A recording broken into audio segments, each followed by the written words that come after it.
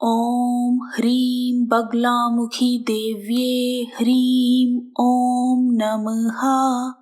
नमस्कार दोस्तों, 10 महाविद्या में 8वीं महाविद्या बगलामुखी देवी को बगलामुखी, पीताम्बरा, कांगड़ा, बगला, वल्गामुखी और ब्रह्मास्त्र विद्या आदि नामों से जाना जाता है।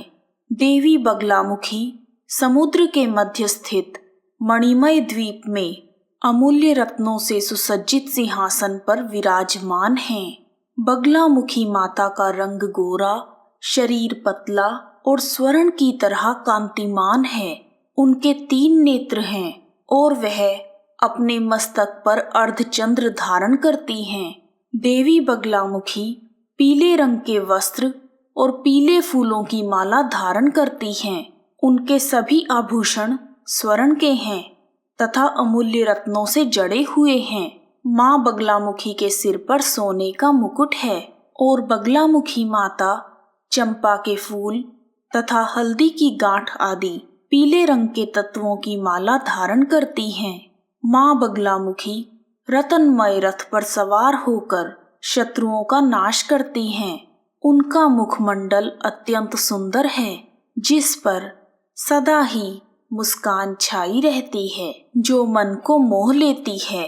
देवी ने अपने बाएं हाथ से दैत्य की जिह्वा को पकड़कर खींच रखा है तथा दाएं हाथ में गदा पकड़ी हुई है, जिससे शत्रु सदा ही भयभीत रहते हैं। देवी के जिह्वा पकड़ने का अर्थ है कि बगलामुखी माता बोलने की शक्ति देने और लेने दोनों के लिए पूजी जाती हैं। कुछ स्थानों पर माँ बगलामुखी मृत शरीर या शव के ऊपर विराजमान हैं तथा शत्रु की जिह्वा को पकड़े हुए हैं। जो मनुष्य सच्चे मन से बगलामुखी माता की आराधना करते हैं, उनका कोई बाल भी बांका नहीं कर सकता। शत्रुओं के नाश, वाक सिद्धि, वाद विवाद में विजय प्राप्त करने के लिए माँ बगलामुखी की उपासना की जाती है। इनकी उपासना से भक्त का जीवन हर प्रकार की बाधाओं से मुक्त हो जाता है।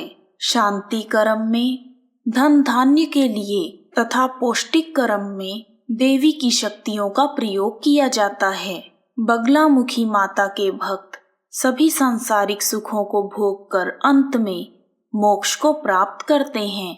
माँ चाहे तो शत्रु की जिह्वा को ले सकती है और भक्तों को मधुर और दिव्य वाणी का आशीष देती हैं।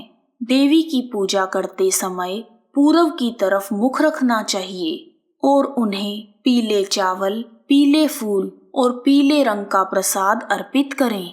त्रेता युग में जब राम और रावण के बीच युद्ध हो रहा था और रावण के बड़े बड़े योद्धा राक्षस मारे जा चुके थे, तब रावण के पुत्र मेघनाद ने स्वयं रणभूमि में जाने का फैसला किया। रणभूमि में जाने से पहले उसने शत्रु शमन के लिए और अपने पिता दशानन रावण की जीत के लिए शक्ति स्वरूपा देवी माँ बगलामुखी का आवाहन और अनुष्ठान निर्जन और एकांत स्थान में शुरू किया। इस अनुष्ठान की निर्विघ्न समाप्ति के लिए सभी प्रमुख दानवों को तैनात कर दिया और उन्हें आदेश दिया कि जो भी इस यज्ञ को हानि पहुंचाने की चेष्टा करे, उसका तुरंत ही वध कर दिया जाए।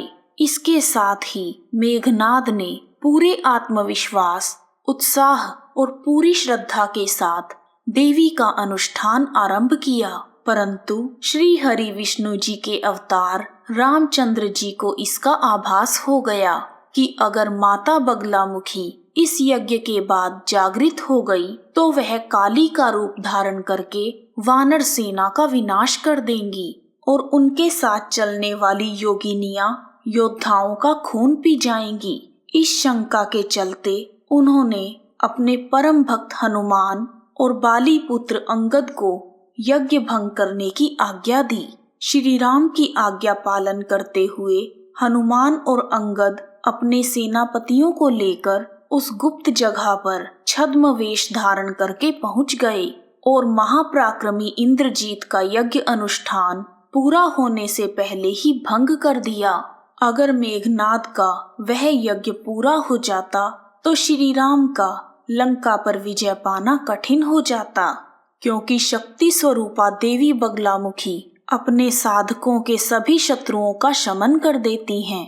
देवी बगलामुखी का प्रादुर्भाव गुजरात के सौराष्ट्र क्षेत्र में माना जाता है। कहते हैं कि हल्दी के रंग वाले जल से देवी बगलामुखी प्रकट हुई थी। हल्दी का रंग पीला होने के कारण इन्हें पीताम्बरा देवी भी कहा जाता है। आइए शुरू करते हैं बगलामुखी माता की प्रचलित कथा। सतयुग में एक बार ब्रह्मांड में विनाश उत्पन्न करने वाला एक तूफान आया, जिससे संपूर्ण विश्व नष्ट होने लगा। चारों ओर हाहाकार मच गया और सभी लोग संकट में पड़ गए। यह तूफान सब कुछ नष्ट भ्रष्ट करता हुआ आगे की ओर बढ़ रहा था, जिसे देखकर भगवान विष्णु चिंतित हो गए। जब उन्हें इस समस्या का कोई हल ना मिला तो वह भगवान शिव को याद करने लगे।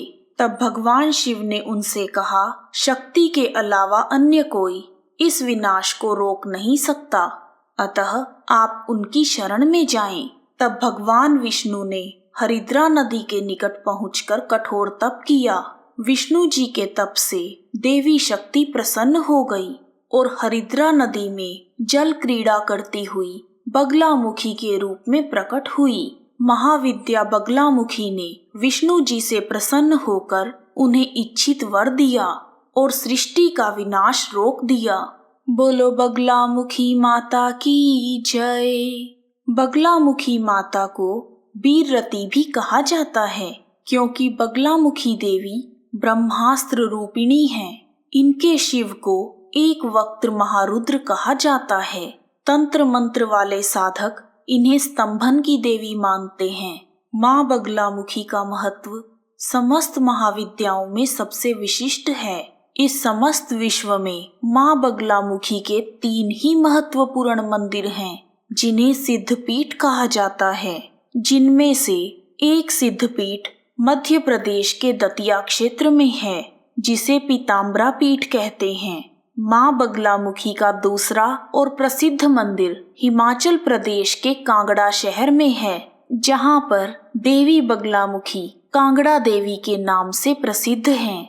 किला कांगड़ा तेरा माँ, आन मुगलों ने घेरा माँ, किला कांगड़ा तेरा माँ। और तीसरा प्रसिद्ध मंदिर नलखेड़ा जिला शाजापुर मध्य प्रदेश में है। इन तीनों मंदिरों का अपना अलग अलग महत्व है। यहाँ देश भर से साधु संत तांत्रिक अनुष्ठान के लिए आते रहते हैं। द्वापर युग में श्री कृष्ण और अर्जुन ने महाभारत के युद्ध से पूर्व नलखेड़ा में बगलामुखी माता की पूजा की थी और उनकी साधना से प्रसन्न होकर वरदान स्वरूप शक्ति के विभिन्न रूपों ने पांडवों की मदद की। इस प्रकार बगलामुखी माता की कथा पूर्ण हुई। जयकारा महामाई दा, बोल साचे दरबार की जय। जय माँ बगलामुखी, जय कांगड़ा देवी, जय माता दी।